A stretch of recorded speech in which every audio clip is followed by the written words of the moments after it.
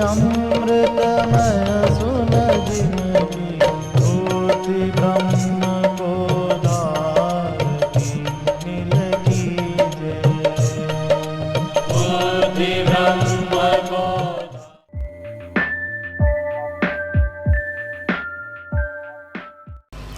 यह प्रकृति ने ही ऐसा दिया है कि हमारी त्वचा को गर्म सर्द लगता है, हमारी रसना को खट्टा मीठा लगता है, एक सीमा से ज़्यादा बुरा लगता है, एक सीमा से कम भी अच्छा नहीं लगता। हमारी रसना के अनुकूल, हमारी त्वचा के अनुकूल, हमारी नासिका के अनुकूल अच्छा लगता है। एक कानपुर में महिला सम्मेलन में गई तो एक महात्मा इतना इत्र लगाए थे कि उनकी इत्र की सुगंध से महिला को उल्टी हो गई। आपको कान में बहुत अच्छी आवाज़ लगती है, कभी कभी ट्रेन के पास होते हैं और इंजन जब ज़ोर से सीटी दे देता है तो कान में खुजली होने लगती है। तेज आवाज़ कान को प्रिय नहीं है, और गाली अपमान तो तुम कैसे स्वर में बोल दो बुरी लगती है, वो मन को लगती है, कान को तो तीखी नहीं लगी। एक आवाज़ कान को तीखी लगी, अब कान को आवाज़ तीखी नहीं लगती फिर भी हमें क्रोध पैदा हो जाता है, चूँकि आवाज़ मन में बुरा प्रभाव डालती है। ऐसे ही अनुकूल विषय में सुख, प्रतिकूल विषय में दुख होता है। भगवान की भक्ति का, भावना का जब विश्वास का सुख मिलता है, विश्वास का, उसमें इंद्रियां गौण हो जाती हैं। इंद्रियों का महत्व नहीं रह जाता, हमारी भावना और विश्वास का महत्व होता है। एक जानवर भगवान की प्रतिमा का सुख नहीं ले सकता।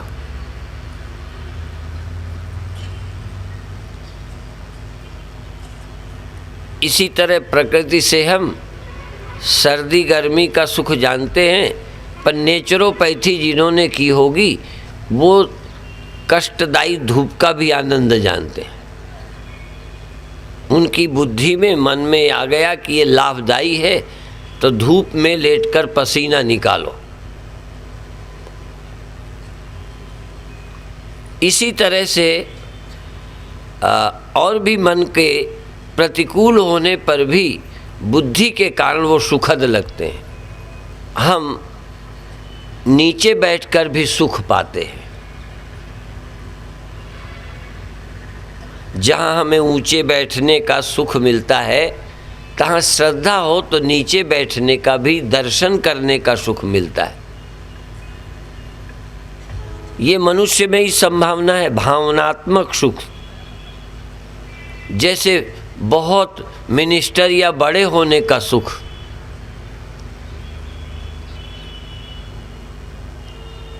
एक कहावत तो प्रसिद्ध है कि यथा खरस चंदन भारवाही भारस्य वेत्ता न तो चंदनस्य। गधे के ऊपर चंदन लाद दो तो भार तो समझेगा, चंदन की प्राप्ति का सुख नहीं लेगा। चंदन इसलिए कहा सुगंध होती है। अच्छा, गधे को सोना लाद दे फिर तो आनंदित होगा ना। अच्छा, तुम्हें लाद दें थोड़ा थोड़ा तो गधे में और हम में फर्क है कि नहीं? गधा सिर्फ वजन जानता है, कीमत नहीं जानता। किसी जानवर के लिए भगवान के मंदिर में प्रतिमा वो सूंघेगा, यदि तुम खुद पूजा कराए हो तो शायद थोड़ा महक आ जाए, नहीं तो ना उसको सुगंध मिलने वाली यदि न लगाई गई हो। यदि भोग लगाया हो तो शायद कोई चाटने का भी सुख मिल जाए, चूँकि इंद्रियां ही हैं उसके पास। यदि उसमें कोई चाटने की चीज़ ना हो तो कोई प्रार्थना का, दर्शन का, स्पर्श का, सर झुकाने का आनंद कोई जानवर ले सकता है? तो जो ये इस तरह का भावात्मक, विश्वासात्मक सुख नहीं ले सकता, केवल ऐन्द्रिक सुख लेता है, उसका नाम जानवर है। और बहुत मनुष्य भी जानवर की तरह हैं अभी, जिनको भावनात्मक सुख का पता ही नहीं। प्रार्थना का, आरती का, दर्शन का, हाँ, पशुओं को नर मादा के मिलने का सुख मालूम है, सर्दी गर्मी का सुख दुख मालूम है, भूख प्यास का सुख दुख मालूम है, सुगंध दुर्गंध से वो भोजन खाने लायक है नहीं है, रसना और नाक उनका आधार है, पर भगवान का भोग लगाकर खाने का आनंद यद्यपि आप लोग भी लेते हैं, कई बार उसका प्रसाद की तरह सुख नहीं मिलता, दूसरा थोड़ा थोड़ा मिलता है कि शायद इससे पाप कट जाएंगे। विश्वास दो तरह का है। इस तरह से मनुष्य ही अकेला है जो भगवान का प्रसाद लेकर भोजन से ज़्यादा सुख अनुभव करता है। कम स्वादिष्ट होने पर भी प्रसाद खा सकता है, और मनुष्य ही उपवास का आनंद ले सकता है। एकादशी, यद्यपि मैंने सुना है कई घरों के कुत्ते भी कहते हैं, कर लेते हैं, ऐसा सुनने को मिला है, बहुत दावे से तो मैं नहीं कह सकता। कुछ जानवरों में भी भावनात्मक या जन्मों जन्मों के संस्कार से कुछ संवेदनाएं होती हैं, पर इसका प्रतिनिधित्व सिर्फ मनुष्य करता है। इसीलिए मंदिर बनाकर भक्ति का सुख ले लेता है। जानवरों को भक्ति का सुख नहीं मिलता, चाहे वो ज्ञान है, चाहे वो धर्म है, और चाहे वो अध्यात्म है। इन सब का अधिकार मनुष्य को है।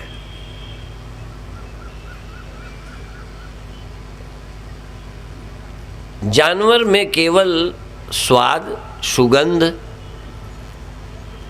भोजन उसके नाक के लिए अनुकूल है तो वो खाएगा, नाक बता देती है। हम नाक के विपरीत भी हो तो खा सकते हैं, जबान के विपरीत हो तो भी खा सकते हैं। माने इंद्रियां नंबर 2 की हो जाती हैं, मन नंबर 2 का हो जाता है, हमारी भावना नंबर 1 में चली जाती है। तो इंद्रिय प्रधान जो होता है पशु होता है, हृदय प्रधान मनुष्य होता है। पर वो भी यदि उसको संस्कार मिले तो। जन्म से मनुष्य तो हैं हम, भक्त नहीं, भक्त बनने पर बनाया जाता है। जानवर जन्म से होता है, मनुष्य का निर्माण होता है। जन्म तो मनुष्य का होता है, पर जन्म के बाद भावना बनाना, विश्वास बनाना, धर्मात्मा बनाना, संबंध बनाना, पिता पुत्र के, भाई बहन के, पति पत्नी के, गुरु शिष्य के, भक्त भगवान के, इस तरह भावनात्मक जो संबंध हैं वो किसी न किसी शास्त्र गुरु से ही बनते हैं, और इसका भी सुख दुख मिलता है। इसलिए फिर अंत में कहेंगे कि भाई इनसे संबंध जोड़ करके भी एक दिन रोगे। संबंध ही जोड़ना है तो परमात्मा से जोड़ो, ना वो कभी मरे ना हम कभी मरे। यद्यपि स्थूल शरीर के माध्यम से संबंध जुड़ता है, पर स्थूल शरीर का संबंध स्थूल शरीर के न रहने पे नहीं रहता, पर जो भावनात्मक संबंध है वो शरीर के न रहने पर भी रहता है। आज अभी धुंधकारी की कथा आपने सुनी, अंतिम शब्द मैंने भी सुने कि वो सूक्ष्म शरीर होता है, उसको सुनने बोलने के लिए कोई आश्रय चाहिए। जैसे स्वप्नों में भी तुम्हें देह मिलता है, स्वप्नों में और ध्यान में इंद्रियां काम करती हैं भीतरी, मन काम करता है, और इसी तरह हमें दुख दिखाई सुनाई देता है। और इसीलिए सालोक के सामीप्य आदि भी इस शरीर के बिना मन के द्वारा हम प्राप्त करते हैं, और फिर भाव देह प्राप्त हो जाता है। स्वर्ग और नरक भी भाव देह से ही प्राप्त होता है। जब यह शरीर नहीं रहता तो हम वासना से, उपासना से एक देह पैदा कर लेते हैं। जैसे वासना से स्वप्न में स्त्री पुरुष आदि का निर्माण कर लेते हैं, ऐसे ही भक्त भगवान को खड़ा करता है, ध्यान में खड़ा करता है। पर ध्यान में वही खड़ा करेगा, स्वप्नों में वही खड़ा करेगा जिसको जागृत में भगवान की जरूरत हो। इसलिए जागृत अवस्था में जो भक्त हो जाता है वो स्वप्नों में भी होगा, यहाँ तक देह छूट जाए तो अगले जन्म में भी भक्त होगा। इसीलिए कहा भक्त बीज पलटे नहीं, चाहे जुग जाए अनंत। होए भक्त का भक्त ही, होए संत का संत। वो देह छोड़ करके भी भक्त बनता है, संत बनता है, सालोक्य प्राप्त करता है, सामीप्य प्राप्त करता है। और जानवर वासना से कभी तृप्त नहीं होता, उसके लिए शरीर चाहिए। मनुष्य केवल विश्वास और अनुभवों से तृप्त होता है। थोड़ा और ध्यान दें, स्वप्न में हमारे पास एक देह होता है, उसको चोट लग जाती है, उसको दुख होता है, सर्दी गर्मी लगती है, भूख प्यास लगती है, गिर जाएं, चोट लगेगी, सांप काटे, भागेंगे। स्वप्न में भी हमारे पास एक देह होता है। और यदि इस गहराई को समझ लो तो आपको सुख दुख भी अभी भी मन में ही होता है। धनी गरीब भी आप मन में ही होते हो। आपके मन को न बताएं और आपके घर में रुपया रख दें, आपके सिरहाने रख दें, आपकी जेब में डाल दें, जब तक आपको पता न चले खुश नहीं होगे। इसका मतलब ये जो पता चलना ही सुख दुख है। घाटे का नुकसान का पता चला तो दुखी हो गए, फायदे का लाभ का पता चला सुखी हो गए। अर्थात हमारे लाभ हानि में केवल अनुभूतियां हैं बस। और आप देह हो ये भी अनुभूति है। स्वप्न में आप देह थे वो भी अनुभूति थी, स्वप्न में हानि हो गई वो भी अनुभूति थी। पर स्वप्न केवल अनुभूति है ये समझ आता है, जागृत में भी केवल अनुभूतियां ही हैं। आप बड़े आदमी हो, छोटे हो, पंडित हो, बनिया हो, स्त्री हो, पुरुष हो, इसमें थोड़ा बायोलॉजी के हिसाब से शरीर है, लेकिन 10% शरीर के धर्म में, बाकी सब ख्याल है, नाम मात्र। जैसे स्वप्न में धनी होना, कोई धन से थोड़ी होते हो, पर स्वप्न में एक झूठा धन, ऐसे ही धनी हो गए, तो वहाँ का धनी होना ख्याल मात्र है।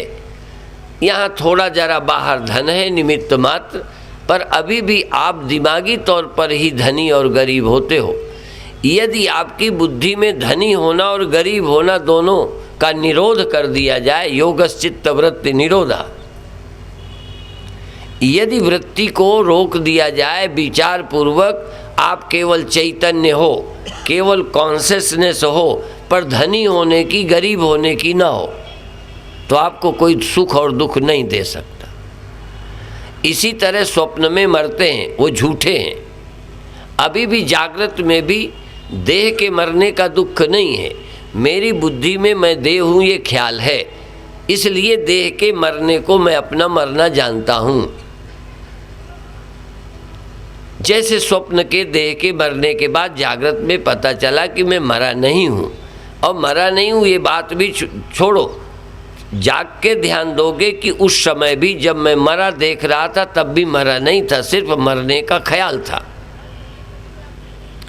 इसी तरह जागृत में भी यदि आप ठीक ठीक समझने लगें तो केवल चित्त की वृत्तियों का निरोध कर सकें, चित्त की वृत्तियों को जगत से प्रभावित न होने दें, तो आप जागृत जगत में भी न कभी दुखी हो सकते हो, न गरीब हो सकते हो, न छोटे हो सकते हो, न तुम्हारी कोई हानि हो सकती।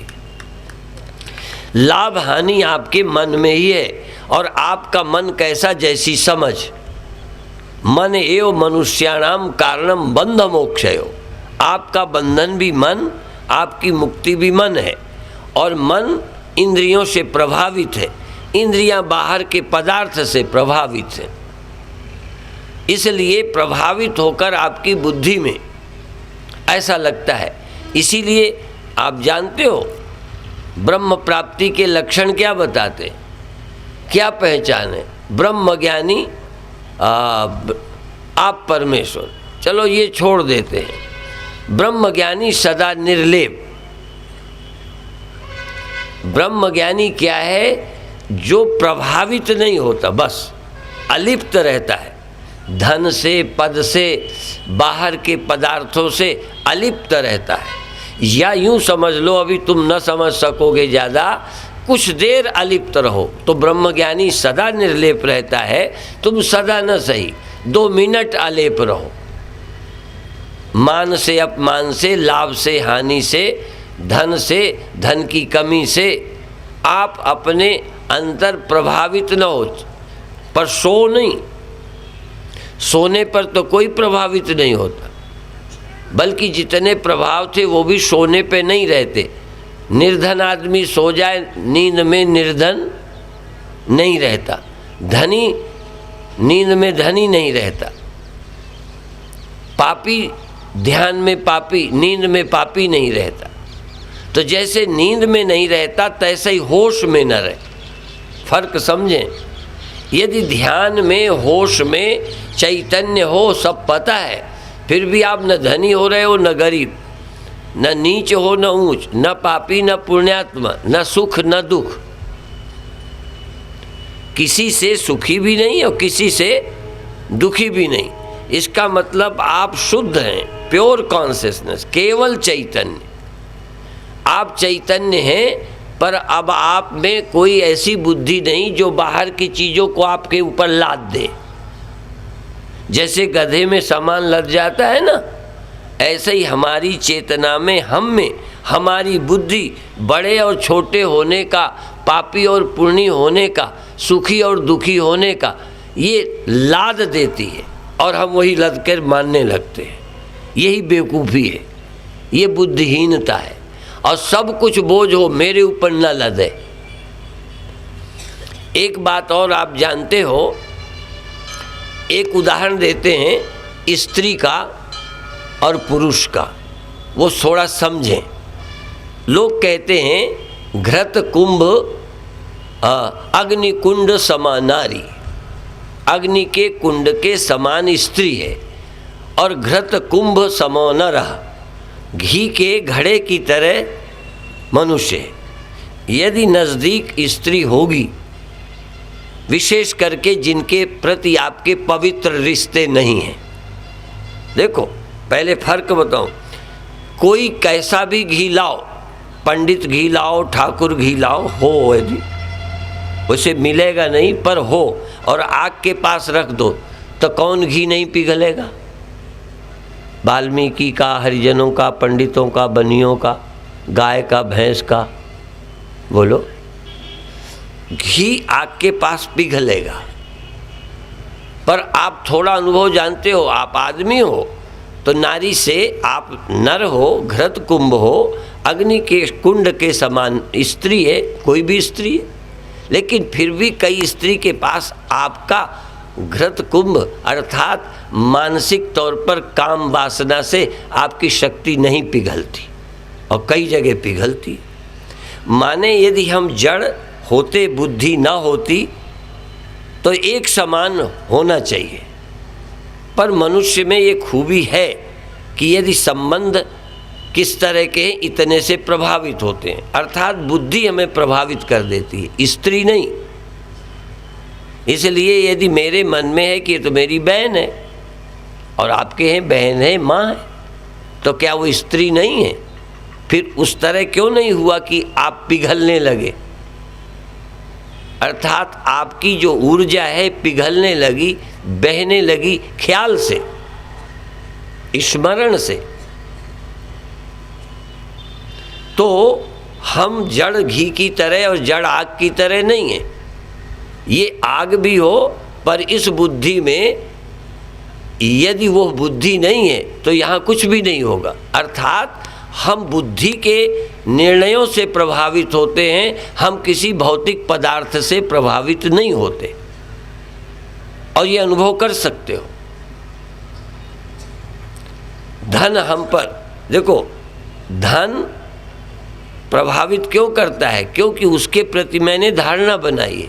वैराग्यवान ज्ञानी धन से प्रभावित नहीं होते, वो सोने को मिट्टी का ढेला समझते। अर्थात बुद्धि में यदि सोने का महत्व न हो तो हम प्रभावित नहीं होंगे, उपयोगिता अलग है। तो हम बुद्धि से ही प्रभावित होते हैं, इसीलिए कर्ता भोक्तापना, दुखी सुखीपना, बड़ा छोटापना बुद्धि हम में आरोपित कर देती है। और इसलिए जितनी जहाँ जहाँ बुद्धियाँ हैं वहीं ये रोग ज़्यादा है। इतना गधा घोड़ा कुत्ता बिल्लियों में छोटे बड़े का रोग नहीं लगा, ज़्यादा रोग मनुष्य में है, चूँकि इसके पास बुद्धि है, इसलिए विकार भी इसमें ज़्यादा है, दुख भी, भय भी ज़्यादा है। इसलिए इस बुद्धि में जैसा कि आरोप होता है कि मैं धनी हूँ या गरीब हूँ, ये बुद्धि यदि बाहर की तरफ के बजाय स्थित प्रज्ञ हो जाए, आत्मस्थ हो जाए, मैं क्या हूँ, मैं ये हूँ या वो हूँ, ऑब्जेक्टिव सब्जेक्टिव, या तो मैं दृश्य से प्रभावित हूँ या मैं साक्षी दृष्टा से प्रभावित हूँ, या तो मेरी बुद्धि आत्मा में जाए तो मैं आत्मा हो गया, इधर जाए। इसलिए मनेयो मनुष्याणाम, मन जिससे जुड़ता है और क्या मान के जुड़ता है, ये मेरी माँ है, ये मेरी बहन है, ये भी तो मैं जानता हूँ। तो भौतिक घी हो, भौतिक आग हो तो एक समान पिघलेगी, पर घी होते हुए, आग होते हुए, पास होते हुए नहीं पिघल रहे। तो शरीर होते हुए शरीर मरता है, सब मरेंगे, लेकिन आत्मज्ञानी शरीर होते शरीर के पास बैठते, वो शरीर नहीं है इसलिए नहीं मरेगा। असल में हम मरते क्यों हैं? क्योंकि हम अपनी बुद्धि और इंद्रियों के द्वारा संग कर रहे हैं, और मन और इंद्रियों से देह तो आप पहले से ही थे। बुद्धि आई थी कि अब हम असंग हो जाएं, असंगो नहीं सज्जते। तो पहले हम मन और इंद्रियों देह के द्वारा सहज जानते थे ये हम हैं, बूढ़े हो गए। अब हम समझने लगे हम देह नहीं हैं, हम इंद्रियां नहीं हैं, हम मन नहीं हैं, ये हैं तो, पर ये हम नहीं हैं, हम हैं चैतन्य आत्मा। और ये अनुभव यदि गहरे अंदर होने लगे तो अनुभव ही काम करता है। अनुभव ही ये है कि आप मर जाएंगे, अनुभव ही ये है कि हम नहीं मरते, अनुभव ये है कि हम गरीब अमीर होते हैं, और ये भी अनुभव हो सकता है कि हम कभी कुछ होते ही नहीं हैं।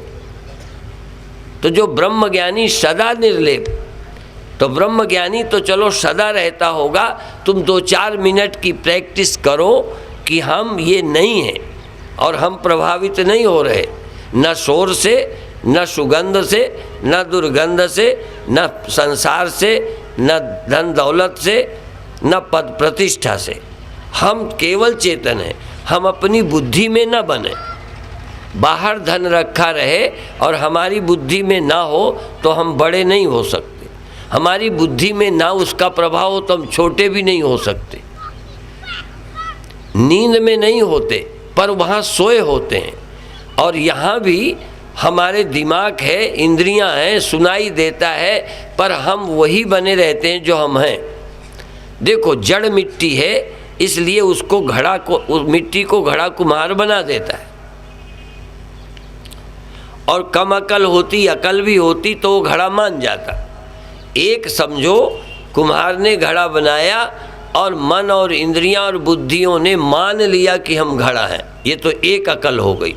दूसरी ये कि उसने घड़ा बनाया पर वो ज्ञानी है, वो मिट्टी ज्ञानी है, घड़ा बना दिया तो वो घड़ा बनी नहीं, अपने को मिट्टी मानती रही, जानती रही, टूट गया, वो मरी नहीं, वो बची। तो एक है हम मिट्टी हैं अभिमान, और एक है हम घड़ा हैं अभिमान। अभिमान दोनों हैं, जैसा कि रामायण में कहते हैं, अस अभिमान जाय जनि भोरे, मैं सेवक रघुपति पत मोरे। मेरा ये अभिमान न जाए कि मैं भगवान का हूँ, दास हूँ कुछ सही, मैं देव हूँ, ये अभिमान मुझे मरने देता है ये भी। जैसे ये सहज लगता है, ये तुम्हें नहीं लगता हमने अभिमान किया है, आपको ये कभी नहीं लगता कि हम अभिमानी हैं, लेकिन ये भी तुम्हारे ख्याल में तो है कि हम ये हैं, हम गरीब हैं, हम अमीर हैं। आप आंख बंद कर लें तब भी चेतन, आंख खोल लें तब भी चेतन, कान में रुई लगा लें तो जड़ हो जाएंगे क्या? बाहर की आवाज़ नहीं आती, भीतर चेतन तब भी है। इस तरह से थोड़ी देर के लिए अपनी शुद्ध चैतन्यता में आ जाएं, बाहर की कोई चीज़ अपने ऊपर न ला दें। ब्रह्मज्ञानी बोलते हैं अध्यारोप, अपने ऊपर आरोप कर लिया। जैसे इल्ज़ाम, किसी निर्दोष आदमी पर इल्ज़ाम लगाना तो ज़्यादातर दूसरे पे लगाते हैं, पर कम अकल आदमी अपने ऊपर इल्ज़ाम लगा लेता है। मैं मर जाऊंगा, मैं पैदा हुआ हूँ, मैं छोटा हो गया, मैं बड़ा हो गया। इल्ज़ाम दो तरह का, छोटे होने का, बड़े होने का, सुखी होने का, दुख अपने में लगाता है। जबकि न तू दुखी होता है न सुखी, न तू पैदा होता है न मरता, न तू आता है न जाता, पर अभिमान यही है। इसलिए देहाभिमान के कारण हम जन्म मरण वाले हैं। इसलिए जहाँ देहाभिमाने गलिते विज्ञाते परमात्मनि, यत्र यत्र मनोजाति तत्र तत्र समाधया। यदि देह का ख्याल, चेतन भी रहो और देह का संबंध, थोड़ी देर देह का चिंतन मेरे दिमाग से निकल जाए, केवल मैं चेतन हूँ, तो आप मरने वाले कौन हैं? जैसा कि मैंने कहा, वही घड़ा, बुद्धि हो तो वो घड़ा है। अब बुद्धि हो तो ये भी सोच सकता है मैं घड़ा नहीं, मैं मिट्टी हूँ, मुझे कुम्हार ने पैदा नहीं किया, मुझे मरना ही नहीं। तो कुम्हार के बनाने से घड़ा पैदा नहीं हुआ और घड़ा नहीं मरता, मरता है अपने को मिट्टी न जानने से। इसलिए हमको कोई दुख देने वाला, हमको कोई जन्म देने वाला, हमको कोई मार देने वाला नहीं है। हमारा अज्ञान ही, हमारी नासमझी हमारा जन्म और मरण है, और हमारी सच्ची समझ ही हमें मुक्त कर देती है। इसलिए आप भाग्यशाली हो, कथा ने हमको पहले संसार में धर्मात्मा बनाना है, फिर हमको भक्त बनाना है, फिर हमको आत्मज्ञानी बनाना है। तीन ही चीज़ें हैं, और जहाँ आत्मज्ञानी हुए तो ब्रह्मज्ञानी, हाँ, फिर सदा निर्लेप।